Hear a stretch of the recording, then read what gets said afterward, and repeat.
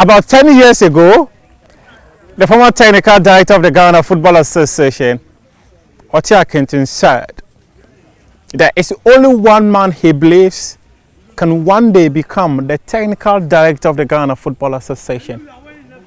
And that man, he said, his knowledge of football was so incredible to the extent that he felt he would rise, lead the national team, and someday, just maybe, lead us to a major competition. His journey, right all the way from Guan United, all the way to Kumasi Asante Kotoko, where he won the Ghana Premier League back to back, as well as the FA Cup. And also, he went to work with Right to Dream Academy, worked with Norgeland. Now he's a head of football for Right to Dream Academy, and also an assistant coach of the Black Stars. My guest on Prime Take is Masoud Didi Dramani. Coach, thank you. How are you doing? Good. Good to have you here. It's my pleasure to be here. Yeah, great really to have you and your nice crew. Environment here, Coach. Thank you, and always tell us what we need to do to look better. That should be what? Yeah, we want to always look better than what we are today. So I should give you feedback. So always give us feedback, and for us, feedback should be both positive and then negative, and we pick it well in very good faith. Congratulations on your appointment as assistant coach of the Black Oh, Stars. thank you. Did you see that coming?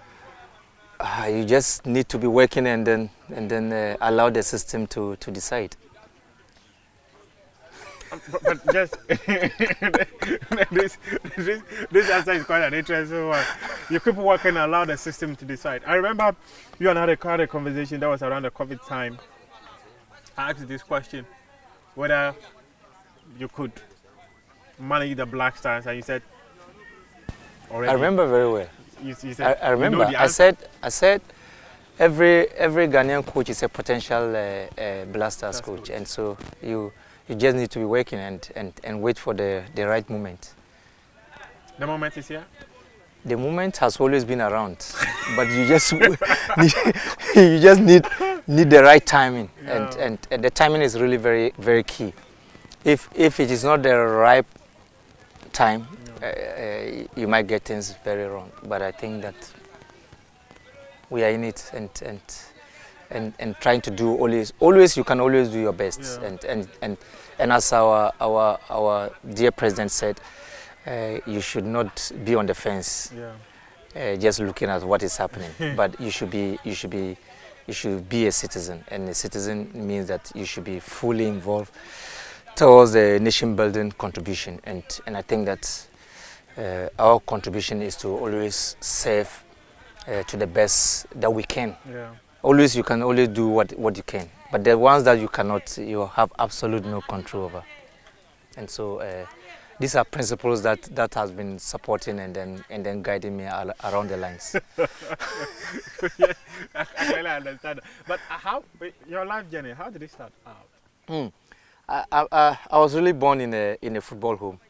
My late dad, George Didi Dramani, was a coach and became an astute sports administrator. Oh, okay. And they were the few that were identified by the late Almighty Ohinijan. Oh, okay. And okay. Together with together with Ben Kofi, Asibi Boachi, Nanan Ketia, and George Dasobri, yeah. And a few others, who had the opportunity of traveling across the world to understudy various models of sports operations. And he was more a football inclined, but they were modeled to specialize in various areas, but they were very astute football administrators. So, and then he rose up to become the acting chief executive of the National Sports Council, and also became the general secretary of the Ghana Football Association during the reign of Nana Butler and my uncle, the late Alaji MND Jaula, and yeah. So and in view of this, I had the opportunity of traveling across the country. A civil servant, always being on the transfers, Bolga, Tamale, Accra, across the country. So at least I knew many regions before even football took me around. And so this is the home that I came from, and you can imagine. But I actually started very early playing, Coles football right away from Bolga. If you heard about Abuba Tanda Sedu, former RTU player, became Hasselhoff player, and I played with him in soccer masters in Bolga. So I started schooling in Bolga, and I played for soccer masters, and then we were transferred to Tamale, and so I was actually born in Tamale, and then went to but we went to Bolga, and then I started playing in Bolga, and then we came back to Tamale, and then I played for Has Babies, and Has Babies. Gago also played in Has Babies, but I was an older player in their squad, and so Eduse identified me. Coach Ike Eduse, he identified me, so he's always been my mentor, and then he introduced me to Reed Tamale United in '83, so very early. Oh, then you started. Yes, very early. I was very young, and then playing in the den under 20s, the very pronounced under 20s that was instituted at that time, and across the premier teams. So every premier team had an under 20, and we played. They even used to play the reserve league. Yes, and then it was after this that the reserve league also came up. The reserve league used to be in place those years, and then the under 20s came. The main focus was directly on the youth players of the various premier teams, and then after some time, I think in '86 I was promoted to the first team. I was the captain of the under 20 side of RTU, and then I was promoted to the first team, and then after some time, '89 I became the captain, and until I left, RTU to Cape Coast Ebusian, and I just felt to have a change of environment, because I had served, for long in that capacity and in that region, and I just felt that I needed to have a change of. So I played for Duas from '93 till '98, and then I went back to RTU 98 to 2000, and then I went to the university in 2001. And along these lines, I was playing football, in my school days, from primary to JHS. All the way to the university. Yeah, all the way to the university. In the university, I was playing and coaching as well.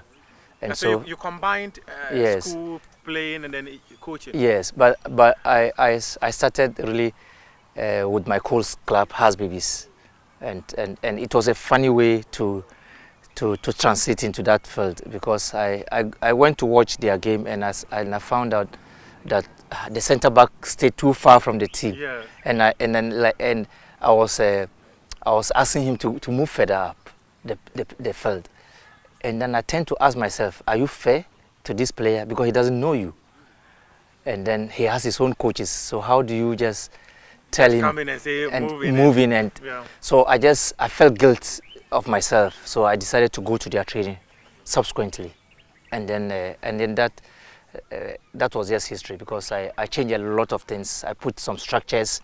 Even by then I was just a trainer, I wasn't a coach, because I was not trained. That was quite an, yes. But I put in some structures. I put in some model in terms of how I appreciated football.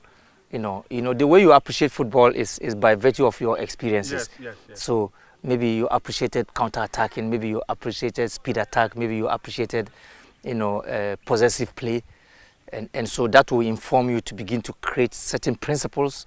Even at that time, I created principles because you needed something that your players will rely on. You needed a certain guide. You needed a certain way of defending. You needed a certain way of constructing your attack. So in view of you needing something to be defined of who you are, you've put in place some principles So even at that time, I put in some principles, so they knew how we're training. We train just as we want to play in the games, and they knew how we did things, how I wanted my player to behave on the pitch and off the pitch. You know, I started to institute these things unknowingly, and unknowingly, honestly. Yeah. And then, but I was very, very deliberate. I was very consistent, and I created a sense of patience around the players, just to. But who just allowed you to get close to the players to start? Because this club was my former coach club that I served for a longer time, and so you were more of a family member. Yes, a former member, and then they also knew that I played to the highest level, and so definitely you have an input to make, and definitely they don't have claimed coaches around, and then so if you volunteer your time and energy and resources, to do it, and I remember those times. Sometimes when we have games, I have to ask my wife to cook, from my basic small salary from my teaching field. I still invested because I knew nutrition was very important. Even at that time, I just knew that they needed to have a certain way of livelihood to be able to comprehend what you want them to do. So you need to begin something. The food will really serve as motivation. Absolutely. And then and also, we needed to input them a certain way of life, to appreciate that, hydration is important. They need to bring some water along. Because I knew I couldn't do it all, so I needed to act in a certain way of furthering them in that way, and so that was how all the coaching interest, and you need to have the interest first, and then the commitment will come, and then you can say you become more a professional in that context. So this is how it came, and so in 2001 I enrolled into the University of Winnipeg. So and on the vacation of the first semester, that was 2002, I had the GFA putting in place the 5-year development plan by Uncle Ben Kofi. May his soul rest in peace. And then that was the reign of Mr. Kwesi Nyantechi. So I went to do administration. It was to lay the. You wanted to follow the path of your father? In fact, I just thought that the coaching that I knew was higher than what they were coming to do. That was my impression. Because when they said basic, I said, if it's basic, I felt, I knew I had a certain level of knowledge of the game, because I spoke a lot with my late dad about coaching. Things that I knew from my father at that time, still today they are still modern matters, and we spoke more technical, even though I was not a trained coach by then. So when I went to think that I rather need administration, and then Uncle George Dasobre, Ime's father, and he became a young secretary of the yes, he knows me very well. They are like a family. The 7 guys that went to that Ohinijai took to Europe and America. He said, "What are you doing here?" And he was a lecturer in the administration class. He said, "No, you belong to football, to coaching. Go to the coaching class." So I went to the coaching class, and Uncle Ben was the one instructing, and he didn't know me at that time. And I didn't introduce myself to him. So, but he realized that, and then in their conversation, brief conversation, he was talking about a student who is almost answering every question. And then Mr. George Dasobre said, "This might be my son." He preempted that it might be me. Yeah, it's possible. And so after that, I did so well. It was done in all the regions of Ghana, and it was geared towards bringing sports, football administration, refereeing, coaching, physiotherapy, and then sports science, and then laying of junior structures, so that these coaches and then other components that have been trained will have the chance of, youth teams around U12, U15, U17. So predominantly I was made the regional coach of the 5-year development plan. Oh, okay. Yeah. So in Tamale I was the coach. So I gathered a lot of, and one of them is Baba Rahman. Really? Yes. Oh, Baba Rahman is your product? Yes. Oh, I see. So we put both boys and girls together, and then sometimes they are over 100, and then I train them before they break into their clubs, and it was to do this. And once doing this, I was still teaching in the senior high school. Which school were you teaching? I taught in my posting was Kumbungu Secondary School, Kumbungu but I Secondary, did my internship in Ghana School. Oh, okay. And then when I came, my posting was in Kumbungu, and it's like Ghana School wanted me, so they gave me assurance. Everyone wanted an elite coach, and then it's like, and then when I went to report my new establishment, the headmaster was my former geography master from Business Secondary School, Tamale. Ah, so you went to B school? Yes, I went to B school. And then he was like, Mashood, can you be in my school, because you are an elite guy and then you are brought to this village? I said, Master, once you are here, why not? I will also contribute. Yeah. So I devoted time for them, and then I changed so many things there. I really did well. They didn't have an athletic oval, they didn't have a football pitch, and it was all clouded with trees. Yeah. We uprooted the trees, and then we set up an oval, and I did my best there. Oh. And then once in the university, I had an encounter. I went to train, and I saw a group of players training and very quiet on the pitch. I said, who are these? They should be talking to each other. But there was nothing like that, and it's like they were always signing. Which university was that? University of Education, Winneba. Oh, okay. And it's Winneba branch, Yeah. and it's, I did HIPES there. Yeah. HIPES is health, physical education, recreation and sports. Oh, okay.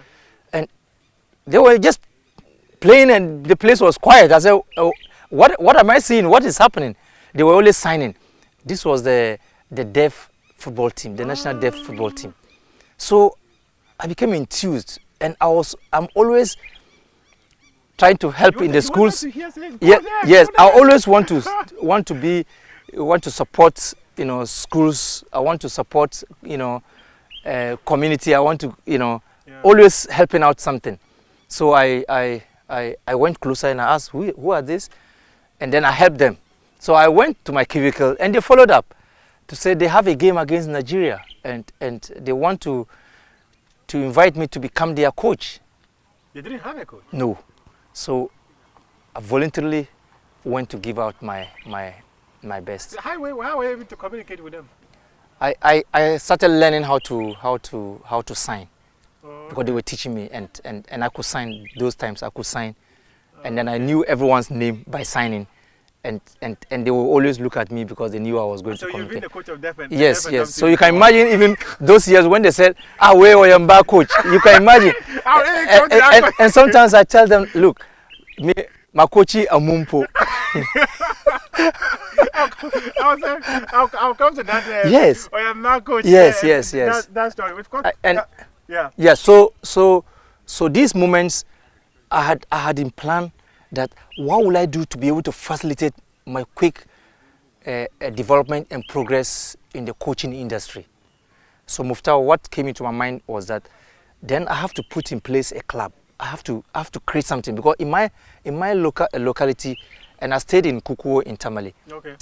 Each time the politicians come and they organize football games, I'll just put them together, and I always want to create some structure. I want us to play in a certain way, and I could even scout from other communities, and then neighboring communities. Yes, and then just to build a team, and we come out and we play with a certain discipline. So I thought that, no, why do everyone want to play in RTU? And RTU was the only club, and the next first division club was Nanuba National in Bimbila, which was coached by Nasa, my very good friend. So I said no. Then the then GFA Executive Committee Chairman, Mr. Y.A. Ibrahim. Y. Ibrahim. And I sold the idea to him, and he said, "Oh, let's put in place a club." So sometimes he will invite me to his place in, but then he was in Jamestown, the Seps. Oh, okay. Then I'll go there, and then he gave me some balls, and I started scouting with it, and then it further out. You know, I'm just talking about how Guan United came about, the journey. and then I was just thinking, and then I was always talking with Abu Hassan Raizo, the Northern Regional RFA, and then he promised that, oh, I think the best thing is that we have to buy a bus. It's a good thing. I'll do this, and then it fizzled out. And I kept telling him, I said, I think you have been supporting sports a lot in the region. You need to own a club. My passion was not to own a club. My passion was to put in place something and then have the chance of coaching And help help the talents around. And then that one also fizzled out. And then my late dad, he said, don't give up. I know what you can do. Don't give up. He kept pushing me. So when I met, and then he met Alaji MND Jaula, and then we were sitting, and I said, Chief, your friend is Isai Hayatu, and I know each time you go to Cameroon, he takes you to his club. I think that you've done so well you deserve to have a club. So I've put in place this, and I want you to just be an owner of it, and then be our founder and everything. So that was how we got Guan United. By then it was Lepo Stars. It started as Lepo Stars. Lepo Stars. So when he was going to be installed as enskined as the Lepura, and then I suggested to him that let's play a game against RTU, and that game ended 2-2 in Salaga, and that was the first time he saw the boys, and he realized that no, this I had a Seydou Salvu, I had a Kwame James Aban, I had a Issa Yakubu, I had Tia Zakari, I had all this. And all these players, they played in the Premier League. Yes, these were the guys that I started with, and so that was how this current Tamale City is now Tamale City. Guan United is now Tamale City. It has metamorphosed. Yes, so that is how Lepo Stars became Guan United, and then Tamale City. And before then, I had the opportunity of training as a coach in different environment. The CAF C license, and B license, A license. Became an instructor, became an elite instructor and assessor. Attended so many CAF programs with Uncle Ben Kofi, and then Uncle Osam Dodu, and then Otia Kenten. So for me, I was mentored by these great people. So you learned the ropes. Ben Kofi, Osam Dodu, Sam Ade, Otia Kenten, Mr. Ike Eduse, Mr. Afrani, Herbert Adu. So you can understand all these people. I had something. These are revered. Yes, I had something. I had something unique from each one of them, and then I had my own philosophy to build. So and that's why when I was in Kotoko, in my first year, can you imagine that Uncle Ben and then Osam Dodu, they came to visit me in Adakuja Dachi. And I remember when he came to see us training, and then when we finished, and then he had a talk with the players. He asked them, guys, is that how you guys train? And they said yes. And he said, then you have to win the league, because he said, I've never seen a team train like this. Very professional, very very positive in their approach, very welcoming with great effort and energy. And that was the week we turned things around when we went to Pandu to win at. I remember. I watched that game on television. Actually, I remember that game. I watched that game on television. But you've enumerated how long your journey has been, and it's quite an interesting story to listen to. But how would you describe your playing career? I was a learning player.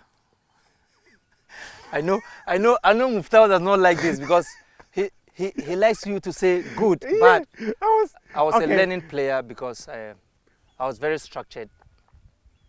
I wasn't an excellent player, but if you assemble a team, I'm sure I'll be present.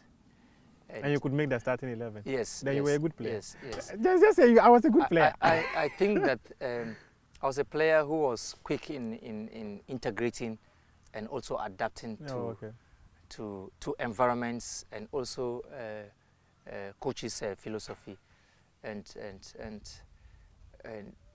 I learned from my own teammates, because there's a lot to learn from teammates. Because talent alone is not enough. You know, you need some level of hard work, and I was very hardworking, because I was very passionate for the sport. Yeah, considering the fact that you're from a football home. Yes, I was very passionate because I knew football right when I was born. Because I remember when I was very, very young, when my father was then coaching Savannah Stars, you know, those years. I remember me being in his car, and I had, you know, a small football boot, and at that time even kids were not using football boots. We played with barefoot. But I had boots, I had ball, and I had my own team. At a young age, you know, when you have a football, you have a team. Oh yes. They always come and do the house chores. They'll come and pick around my house because they want us to go and play. So I always have this. So why those kind of players that when you get angry, you pick the ball? You just pick your ball and then the game has ended. Or when you go to a place and there are older ones, they are big guys. Yeah. They are bigger than you. You are skillful, but you cannot play against them. You pick your ball and say you either get out of the pitch so that the smaller ones will play, or I take my ball. Oh, you're the guy they'll come and beg and say, give us the ball. Yes, and sometimes you are the boss, so you just stay out and then they are playing. They are playing. And then when somebody is shooting or he's dribbling too much, then you say, if he's dribbling too much, the game is over. Or if he hit the ball so hard, me what is for my ball? So me, they don't touch me. I was untouchable.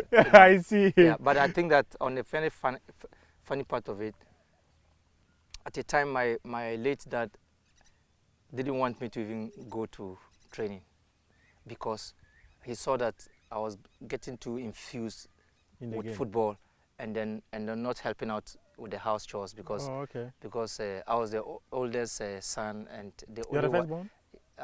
I'm the male first. Oh, first male. The first born is a lady. Oh, okay. And then she was married, and then he felt that I have to help in the house chores. Yeah. But I'm always on my way playing games and football. So, and then I was the one who could pang fufu. So if you are not there, so sometimes I had to negotiate with my stepmom that, please, could you do it early? So I joined my Coles Club, House Babies. I joined House Babies because it was closer to my house. Oh, okay. If you knew Tamale very well, we stayed in Russia Bungalows, and it was situated around the regional administration road. We used to call it Gymkhana. Yes, I lived with my stepmom. My mom is still alive anyway. Yeah, and no, I wouldn't, because I just thought that they were training my personality, and I also had the chance to know how to negotiate, to know how to build, you know. If your father is a football administrator, why wouldn't you know how to negotiate? So I had a chance of negotiating with my stepmom, to tell her if I could do it early. Sometimes I finish pounding the fufu and I'll get to the training grounds, and then the session is over. Oh. I'll just run towards the place, and then when I get there, the session is over. But at least I felt fulfilled because I made an effort. To be there. To be there. And so my coaches realized that. So subsequently, I had to do good things so that my dad could tell me that, yeah, you can go. So you became a good boy because of football. I couldn't even tell my coaches that, because they were like, your dad is a football administrator. And he was a regional sports organizer at that time. Oh, okay. For Tamale, and it's like, he's telling you not to come. How can I tell my? That's going to be incomprehensible. Yes, I just held it, but I realized that no. When I grew up, I realized that no, he was preparing the grounds for me. He needed my safety. Did you ever play the Black Stars national team? No, I didn't have the chance. I only had the chance to be called to the satellites and then the Olympic team. And I had Sabato, Abladikuma, Bebeto, Shamu, Joado, Thomas Boachi, This should be like Michael Osei. This Michael around Osei, the early and mid 90s. Yes, yeah. yes. Bibiani Bibiani Gold Stars. coach. Joe Debra. These were my peers. Oh, okay. Ben Ajay, Ben Dugbate. Yeah, yeah. These were my colleague. And then Osei something. There was a Kotogo goalkeeper. Osei something. Not Osei Boateng, but Osei Kojo. Anthony Osei Kojo. Anthony. Yeah. Okay. These were my and then Ibrahim Duse, the late Ibrahim Duse. Oh, okay. They were my very close guys. Oh, okay. I see. And then, unfortunately, I was mentored by Hesio Damiti and then Ofeansa and Kwesi Appiah. Oh, wow. Kwesi Appiah. I see. Because when I was playing it for RTU, he was somebody that I idolized. I see. Yes, and a then he knew midfielder. I played everywhere in the defense, and then played in the defensive midfield role. For coach, with your height, you were a defender? Yeah, I was really very calculating. Because coaches I was very calculating. I was very calculating. I see. Yes, because I played with more with the brain rather than brow. Yeah. Okay.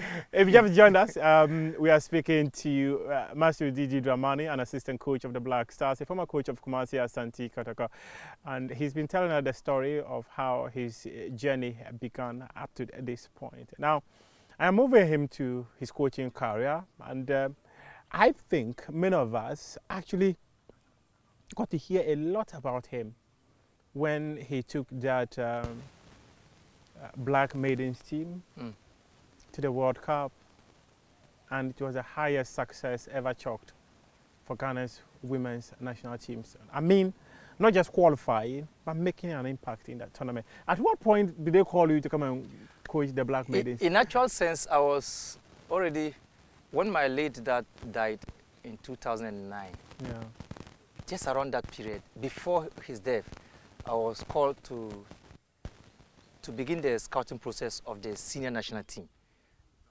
the Black Queens. The Black Queens, okay. And then I was appointed as the assistant coach. Okay. And then Coach Eduse was the head coach. Oh, okay. And then Coach Eduse was the one who picked me right from the course to RTU. So it's so funny. So it's like yes, my boss. So that's why I'm saying he's my mentor. And so after 2 years, that was 2009, 2010. So in 2011, they advertised for various national team positions. Actually, I didn't apply to become the head coach of the under-17. By then, I was a coach here in Right to Dream. Okay. So you've been in and out in and out several times. Oh, okay. You know, once with the Black Queens, then I had an opportunity to be here in 2009, 2010. Oh, okay. Just around the same period. So I applied open. I didn't, and they asked, why did you apply open? I said, because I was fit to coach in any of the teams. Oh, so you applied for all the national teams? It was advertised, with the exception of the Black Stars. The Black Stars. Any other team was advertised that respective coaches should apply for. So you tendered your application letter open. Saying that I am applying. Open. I just said open. Okay, I'm applying for any role within. Yes, and then I attached my CV to it. And even at that time, I was an instructor.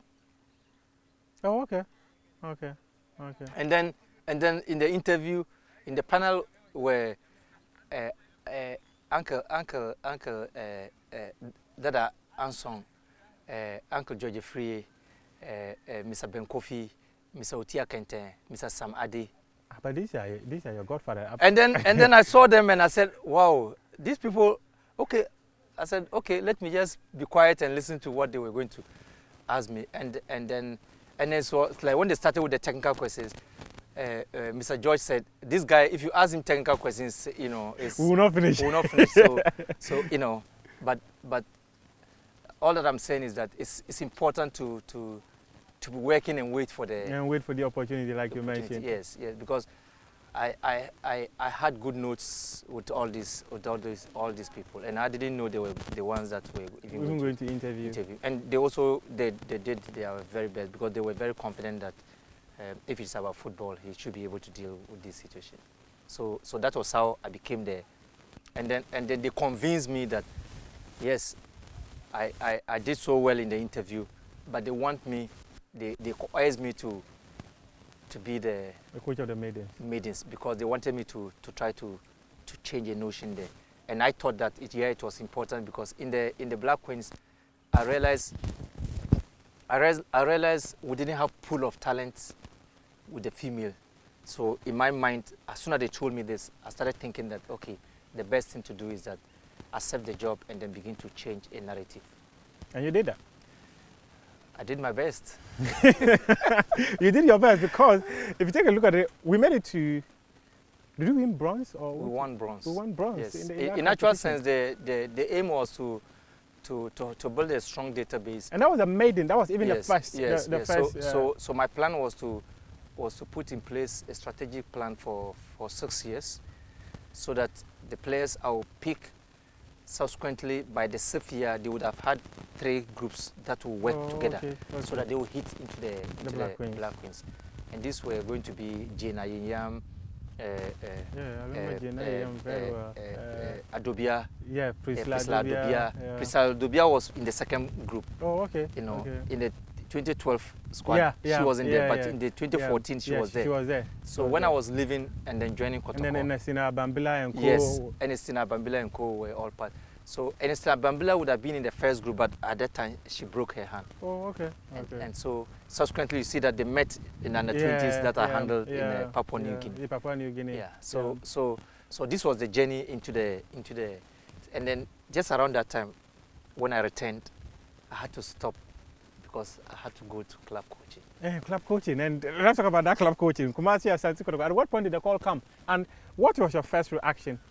It was just a call from Dr. KK Sapon, and then I had heard the name, but I didn't know him. And then we're running a B license course in Pram Pram. Oh, okay. And then I was in the sleep, and I just saw my phone bell, and I picked the call. And then I said hello, and he said, I'm Dr. KK Sapon. I said, okay, let me sit up. I cannot be lying and listen to a doctor. Let me sit up. And then, so I sat up, and then I said, yes, sir, doctor. He said, have you met? I said, oh, have you heard the name? I said, yes, doctor, I've heard the name, because it's a football name. I've heard the name, but we have never met. No. And then he said, I want you to come and coach Kotoko. And I said, when you employ me, I will do. That was my and he was like, I've met people and they said I have to think about it, but this guy didn't think of. I just thought there was nothing to think about. It's just Kotoko. That is Kotoko. And it's like, he said it's Kotoko. I said, oh yes, I know. And I asked, is it the same football pitch or a different pitch? and then we laugh. You know, sometimes it's good to create this sense of humor around it. And so that was all. And then he invited me to his office at Jolo, right? Yeah. Yes. And I went there, and I went there already prepared, and it's like program and everything. And then he said, okay, he came. He visited the coaching course with Mr. Keto Kreku. Oh, okay. Yes. He visited with him, and then Mr. Ket didn't know I knew him, because I knew him because of my uncle. Oh, okay. Yeah, okay. I knew him from outside. Oh, okay. And he also knew me because of CK. I was with CK here. So CK had told him how he met a coach here, who he thinks he has to be coaching the club. And then he asked me, I said, you don't need to go and chase clubs. Just be doing your work. Just keep working. If they are school, go and pick them and coach. If it's a community, just go and do coaching. He was like, no, you have to coach. And I said, CK, don't worry about this. The most important thing is just to work. Just be working. So that was how it came, and then they visited us, and then when they saw me, and then I greeted them. But then Ben Kofi and others were seated, and then I was instructing, and then Uncle Ben called me. He knew I won't stop the work. He called me to excuse and come. So he said they are looking for me, and I came and greeted them. And he asked, and then I saw the way doctor was looking at me, and I said, And I said, Was he not I'm impressed? sure you are surprised. You were expecting, and I said, Doc, wanted I'm to see sure a giant. you wanted to see a giant, but that's not a giant. Don't worry about the size. You know, in a more humorous fun. Yeah. These were my You words. need to create or break yes, that ice yes. for the And then, conversation I to happen in broke order. that ice, and he was like, really? And we laughed over this. And I remember recently I mentioned this to Mr. Kate. I said, Prisdo, you remember, our first encounter with Dr. Sapon, in Pram. I said it's been long, but maybe you don't recall. But I still, each time I see you, it hits my memory. So that was how we came in, and I had a very good period. I learned a lot from him. I learned a lot. I learned a lot from people. Even you, I'm learning something from you. I'm learning something from your crew. I learn a lot from people. Every day gives you an opportunity to learn. Because I have a very honest integrity to unlearn and then to learn. Things that I did yesterday and beyond, I try to look at what did I get it wrong, and I try to be very honest with myself and break that integrity to say that, no, I think I got it wrong. This is the right way, and I picked the right way. How would you describe those days at Kotoko? For me, I don't see too huge attention on so many things because of my approach of cognitive improvement in the football industry. What is the cognitive improvement? What do you mean? So what I mean by cognitive improvement is that you have to be a problem-solving person. You have to be making good decision making. You have to have better perception. You have to also try as much as possible to have a pattern recognition in the environment. Oh, okay. You have to always anticipate, strong anticipation what will happen. You have to always have attention and awareness of people and the industry, and you have to have what I call memory to always reflect, and then pick up what you have to stay very resilient.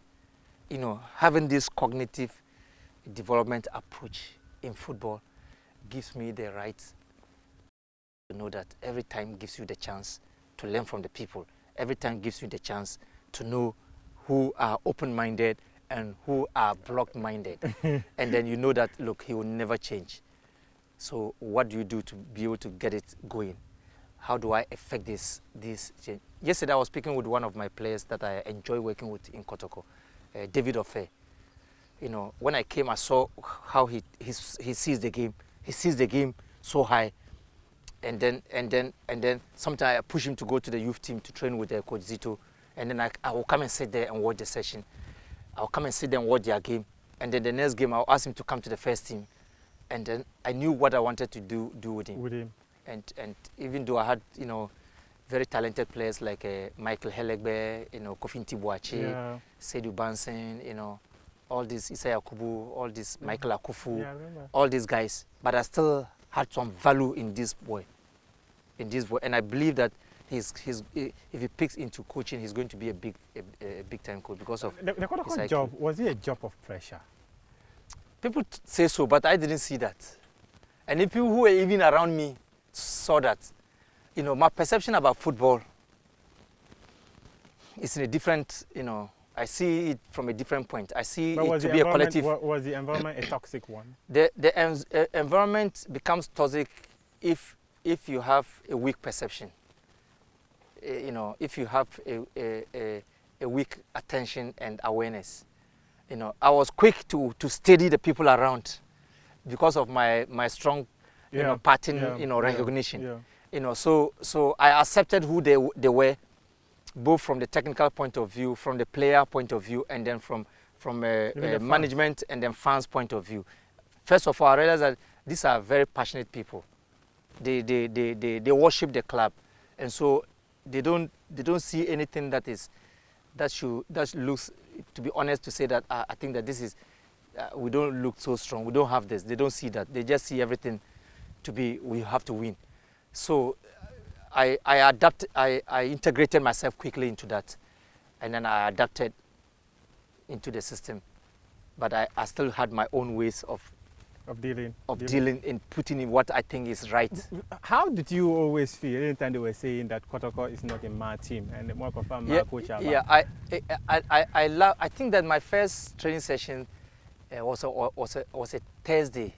You remember we met the then President of the Republic, Mr. John Dramani, when we came from the World Cup, and so that very day I flew to Kumasi, and I had my first training session, and then I remember it was a Thursday, and then I remember when I was walking down to the pitch and the entrance, I saw an old Kotoko fan and I was in the shorts, and then I remember he said, "Hey, Akwa will beat me."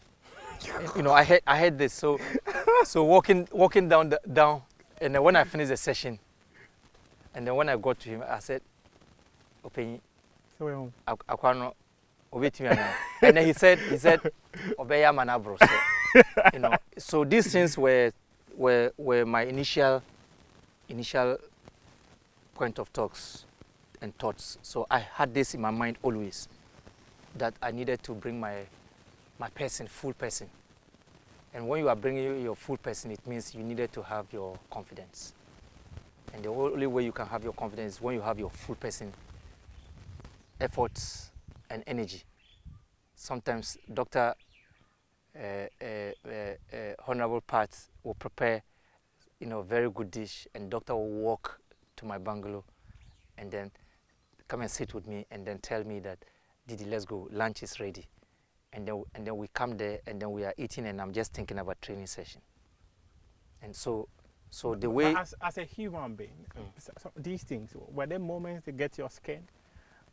As the fans, at the point fans don't believe that this our coach can do it. Yes. Even after you won the league. Yes, you know, these things, when it happens, the only wrong you would think would have been done to you is when they ask you not to be on your pitch to train. That is when you don't have anything to be able to show as an edifice of what work you have done. So always the prayer was that once they talk and they don't stop you from what you are supposed to do. If they were stopping you from what to do on the pitch, then there you will not have anything to prove. But once they don't stop you from doing this, at the end, what happened? Asin, were you scared of getting the sack? No, not at all. No, I had at a point I was just saying to my, is it that they don't value what you are doing? Is it that, and then that was why I was thinking. I said that it means that it is important to build your own technical staff. Wherever you move with them. And I said no. Then I'll again answer myself, and I said no. Use the ones who are there, raise their capacity, let them create values for themselves, let them grow. So at the point I started pushing. Was not with you? I started putting them in the coaching courses, so that they can upgrade, and then so that they can think the way I see things. And I moved all of them, including Gordon Ablodi. Now he's an A license, Wellington, you know, B license. You know, I had a Henry Wellington or Orlando Wellington? Henry Wellington. Now with the summer test, right? You know, I moved them to an appreciable level, and then later on, Michael Osei also, you know, had an A license through the we will call it So once thinking about this, you were just thinking that no, they are not stopping you from training. Go on with whatever you think. At the end, you had majority of the players. In the second season? Yes. I remember that was the 2014 season. I remember the pressure, massive pressure, because the season did not start well, actually. The season did not start well. I think 2014 was really very good. You know, 2012, 2013, I was away with the female team in the World Cup. So the season started, so I wasn't part of the... even though I was joining them in the preseason, you know, intermittently. Yeah, but I recall that there was this that was season, 2014, 2015. 2014, 2015, because I recall that there was this article that came from Kotoko Express that at this point there's nothing they can do about you. It's when we fail to have a honest integrity. That's where these problems come. Did that get to you? You know, the whole Kotoko Express will go and publish a certain article about you. But it showed how a thick-skinned I was, just a young guy, you know, as I look like, and the whole, you know, how can you have your own coach and then you decide not to protect your coach, and then you decide not to protect your brand.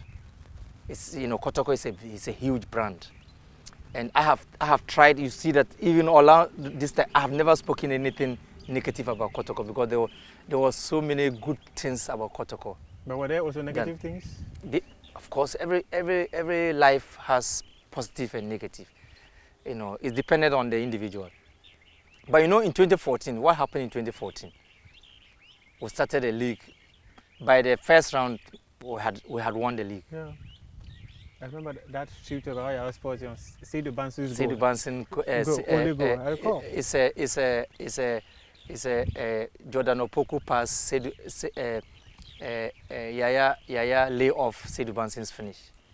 And you still record all this? I recall everything. I recall so many goals that we played, because they were all goals that were constructed, and it's out of the principles that I had spoken about. Yeah. So after 2014, you understand that the team that made Chan to do well, because we contributed about 9 players. To the 2014 so Chan team. After that, what happened? Made it to the final. All these players left. Somewhere in Africa, somewhere in Europe, they all left. So it means we needed to do a rebuilding process, right? So you need that support. You need that managerial and administrative support. And that's why I said you needed a very honest integrity to say as it is. How do you go into, and that's why the king is always the overlord. He did so much for me. He did so much for me. In 2012, 2013, when things were even hard, he walked to our training pitch, and then he came to me in the middle of the pitch. So if you have someone in the middle of the pitch and you are here, would you hear what they are talking about? But I was with him there, and then we spoke, and it empowered me to give it everything. So I didn't have any reserves when I was in Kotoko. I was ready to give it everything. And I gave everything, and I got everything. So 2014, 2015 would have been the easiest league that we win. Would have been the easiest. I remember, you know why? In February. Yes, you know why? Because we had, this was a season where the league looked like it was going to be truncated. It was truncated, nothing will happen, and then we had to go around to play so many matches. We played over 33 matches. And so if you play 33 matches, it means the league is over. You finish the league, and then we just heard that the league was going to come on again, and then we made all the necessary. I remember your explanation that you said that because the team has spent a lot of time in pre-season, so it was impacting the team. Of course, a bit, because you had already finished. Going to get better along the line. And then it's like you don't get the support. You are not aligned. You are saying this, and then the management is also saying something different, you know. So and they sell this, yes, and they sell this into the minds of the supporters, you know, and then they will view, we are not getting results. Do we buy results or we create them? We created, and in the previous years we created. I didn't say I created. We created because I don't think I did it alone. We did it together, so we created it. So it is important to appreciate that. We lost Akufu. I remember Yes, I remember you lost Bernard yes, Champon. we lost all the guys. Akufu had gone. Yeah, Frimpong. You can mention them. Most of them were going to TP. Yes, they were going. That, yeah. So we lost all these players, and we now brought. Mohamed Dauda, others, you know, I just brought them up. Young players, and I told them that we'll make it. I just told them that we'll make it, but we just need to be patient with these boys. And the league, after 5 matches, And I think my last game was against Ash Gold in Obuasi. So when they asked you to step aside, how did you feel? No, I just told them that 16? I just told them that I don't know what. And it was happening 106 days. Yes, I just said I don't know what you mean by stepping aside. If you decide whatever you decide, I was ready with it. In fact, I didn't like the attitude. Honestly, I didn't like. I'm very humble and modest in dealing with difficulties, but I didn't like the approach. I didn't like the attitude. I didn't like an attitude where people can easily lie about someone, when you know that is not what it is, because you had made up your mind. And they were lying about you? Of course, because if they lied about the players not being, you losing the dressing room, maybe they borrowed the words from the European, to use, it's so bad when you try to lie about people in that. And that's why I initially said, when you fail to be honest and have that integrity to speak the truth, then it loses its value. Do you also have some regrets at working at Protocol? No, there are a lot of positives. No, but there are also the because negative. I have been like this all these years, and I had no views of going to tell someone that no, I'm interested in your job. All that I know is that always, for all the years that I have spent in my life, I have never been idle. Not having something to do. No. What was your lowest always moment? There's something for you to. You see the men walking on the street. Yeah. They always have something to do. So there's always possibility of something. There's so much to do. What was your lowest moment at Kotoko? I don't have lowest moments. But there were moments we played the cup. When I say we, maybe I'm not speaking as a Kotoko fan. That's fine. Yeah, it's good. We are all Kotoko. Yeah. So when I say now I'm speaking as a Kotoko fan. The Confederation Cup, the Champions League. When you lose a game, despite those successes you had in the league, the team always struggled. Because we had not gotten to the point where we could win at that phase. Kotoko never had a team that could compete in Africa. No. You needed to build that moment. You needed to create that moment. And the moment we could have done that was when we ventured against Bajaha. If we had maintained that squad, in the squad, then they would have been experienced enough to continue. But in the subsequent ones, so what caused that? Because of a lack of deliberate and consistent approach, and keeping it with the right patience around it. You need to create a model, and the model should be a deliberate approach. That we are putting them in contract for long-term planning because we want to go into Africa consistently. We have to win the Ghanaian League at least 3 times consecutively, and then that gives you the chance to be in the Champions League. And that's 3 or more